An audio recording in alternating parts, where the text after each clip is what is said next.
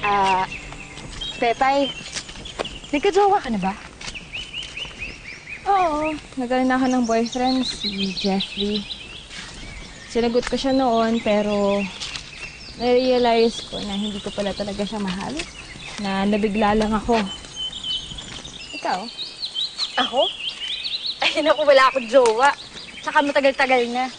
Tsaka diba, puro cash-cash lang naman ako, mga kilig-kilig. Ganun, diba sabi ko sa'yo, eto si Inoy, type ko to, diba?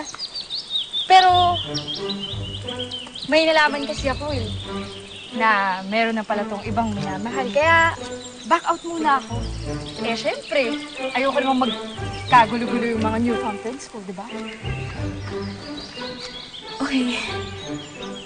Pero, nagkaroon ka na ng boyfriend? Oo. Sa totoo lang, hindi ko pa nga rin makalimutan yung first boyfriend ko. Kaya lang kasi, wala na siya eh. Namatay siya sa aksidente. Tsaka, pagkatapos nun, hindi na ako nagka-jowa. Kasi parang nandito pa rin siya eh. Alam mo yung true love, first love, ganun. Kaya, pag nahanap mo na yung soulmate mo, yun na yung forever mo.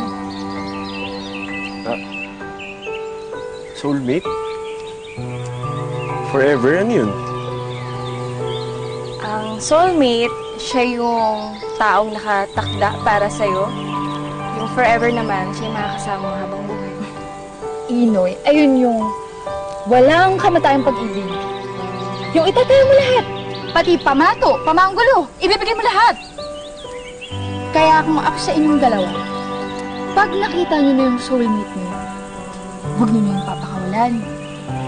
Kasi minsan lang yung dadating sa buhay niyo.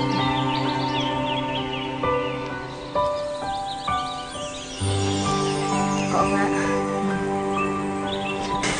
Anik ko! Pepay! Kumapit ka lang sa akin. Hindi kita bibitawan, ha? Oo nga, Pepay. Kumapit ka lang dyan. Kasi baka mamaya, mahulog ka. Ikaw rin, matarikto.